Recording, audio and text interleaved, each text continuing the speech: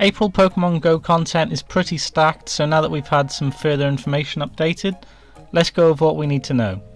So first we have Spotlight Hours. So for the 1st of April we had the April Fool's event, we had the Pokeballs on the ground. They would either be Pokeballs, Great Balls or Ultra Balls, or they would be Pokeball themed Pokemon like Voltorb. It was a bit of a novel event. It's been and gone. That's already over. So on the 8th we had Meditite. That was 2 times transfer candy. I would highly recommend in the future people will bin evolved Pokemon that are, say, 12 or 25 candy, Wurmple, that kind of thing. You can save a lot of storage, you can save up a lot of evolved candy that way.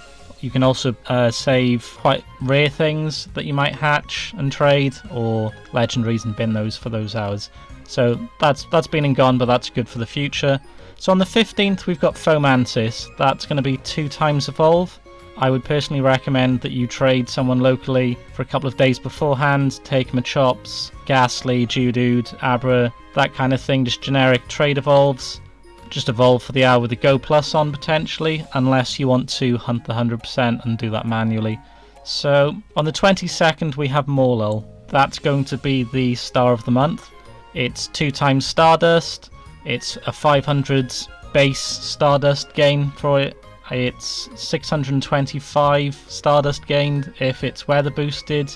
I believe it's 1500 if it's on a star piece. You will gain an incredible amount of dust if you grind this hour. I would also recommend putting on Palkia, just getting as many spawns as you can. If you are going to grind any hour this month, that is probably the hour to do. So the final spotlight after that will be Abra on the 29th. And that's going to be 2 times catch XP. So moving on. So next up we've got raids. The start of the month, the 31st of March until the 9th of April, was Tapu Lele with Nature's Madness as its legacy move. That's now over. Starting today it's the 2 regionals. So we've got Blacephalon from the 9th until the 21st on its shiny debut. That will be for the Western Hemisphere. And then we've got Stakataka for the Eastern Hemisphere, also with its shiny debut. I think both of those shinies are cool, so that's a good start. And then at the end of the month we've got Cresselia for the 21st until the 1st of May. Moving on to the Mega Raids, we have Blaziken from the 31st of May until the 9th of April. That's now passed. Then we've got Sceptile from the 9th until the 21st. And then Morile from the 21st until the 1st of May. And then finally, in terms of Shadow Raids, for Shadow Legendaries at least, we have Registeel all month on the weekends. Usual 1 in 20 shiny chance. So moving on to events, it's been a packed month in terms of events. We had the April Fool's event on the 1st, which I've already talked about. On the 3rd until the 7th, we had the Stunning Styles event, where we had the Tauros debut with its 3 forms. I managed to get at least one of each. I got a 98 of my own regions one. They will be back at some point, I'm sure. That was quite an interesting event. Then we had, on the 5th, we had the Mega Ordino Raid Day. That's already passed. That was fantastic for Dust with star pieces. New Mega debut, 1 in 10 shiny chance. That's already been. Then the next day on the 6th, we had Tyrogue Hatch Day. Shiny rates again that were boosted. From my own community's luck, it seemed a lot of people did not get the 1 in 10 shiny rate. I don't know whether potentially it was more of a 1 in 15 or whether it's too small of a pool of odds to take it from, but we personally found the rate was a bit disappointing. So starting today we have the Spring into Spring event. That's the 9th until the 14th. It's featuring Remoraid and Gossiflower, the new Pokemon line, so that'll be out in the wild. The events coming up then, we have the 13th of April is the Sparring Partners Raid Day. Originally we were expecting it to be potentially Sork and Throw, or the Kanto Pokemon of Hitmonlee, Hitmonchan potentially as a duo. We now have an update. It isn't that. It will be Mega Heracross, Hariyama and Scraggy. People are a little disappointed with that, I think. But personally I would recommend people go for Mega Heracross. It's a regional, it's a good thing to take off while you've got the increased shiny odds of 1 in 10. So then after that we're going to have the Pokemon Horizons the Series Celebration event from the 16th until the 22nd. That's going to be Tinkaton's introduction. It will have the Captain's Hat Pikachu, increased balloons, so I believe that will be 1 every 2 hours like previous, half egg distance for hatching, increased shiny chance of the Captain Hat Pikachu, and the Florigato wearing the hat with Raikou's pin. So the spawns for that event will be Quagsire, Shuckle, Slugma, Nosepass, Snorunt, Sprigato, Florigato, Quaxley, Pawmi, and the Pika with the hat. The 7k of eggs in that event will be Elekid, Hatenna, Charcadet, and Tinkatink. I think that will probably be at least for me, a major grind. We'll be trying to get those eggs for both Elekid, Charcadet, and Tinkatink. And for raids for that event, we're going to have, in 1-star, we will have the Pika with the hat, Chansey, and Rockruff, all shiny. And for 3-star, they will be Charizard, Alola Muck, Metagross, and Florigato.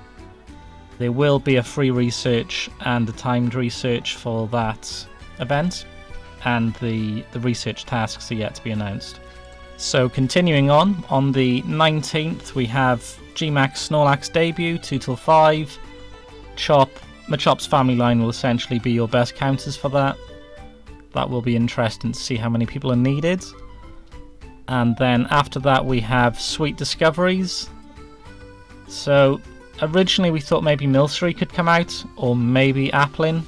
We now have an update that it's Applin, the family line for Applin, but we have no further information on that event yet. So we're still waiting for that, but that will be a huge event. It'll be another dragon that's been released into the game. Very much looking forward to that.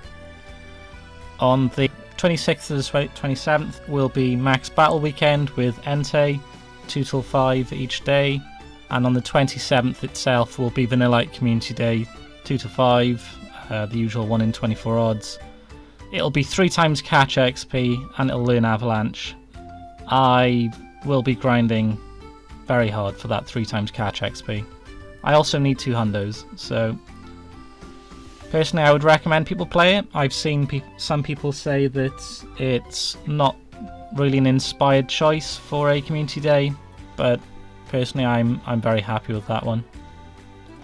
In terms of some raid tips, so Blaziken was the number 2 best fire attacker. Obviously at the point I've recorded this now, that's gone. Blacephalon is good at both ghost and fire. It's not the best option, but it's decent at both, so if you don't have great counters that could be an option. Tapu Lele is, I believe, ranked number 4 in Masters League, and Mega Sceptile is the number 1 grass attacker in the game currently. So some good things to get there for your raid teams potentially. For the later Dynamax / Gmax things later in the month, Squirtle will be the number 1 Dynamax you will want to grind this month to prepare for the Dynamax Entei, and Machamp will be the number 1 counter for Gmax Snorlax. So those will be the things you'll want to grind for that. So following on from that will be the weekly box. There will be 6 options for that, and that's Alola Marowak, Morile, Druddigon, Jangmo, Charcadet, and Frigibax.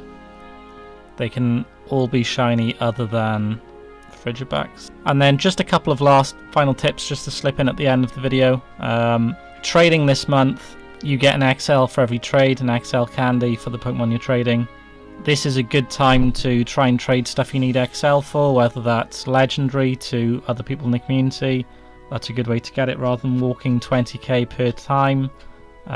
Or as an example, if you wanted to work on Excadrill counters, you could do a couple of sessions of Drillbur to someone, etc, etc. It's just a good way to grind the XL candy you need for things. And the final tip then is, if you're not already turning up to Community Ambassador affiliated events, I would strongly recommend it. We've only just got it recently for our own community, and now we're getting 800 particles at the end of the Max Monday researches, so it's just a couple of free ones essentially. I think it was a purple incubator for Spotlight Hour, it's an extra premium pass for Raid Hour, you get stuff for Comms Day as well. So it's just free stuff for turning up and doing bare minimums, I would have said, and you know, it makes it a lot easier to do raids if you're turning up to an affiliated event, and you might get more turnout for raid hours, etc., than playing in a local smaller community.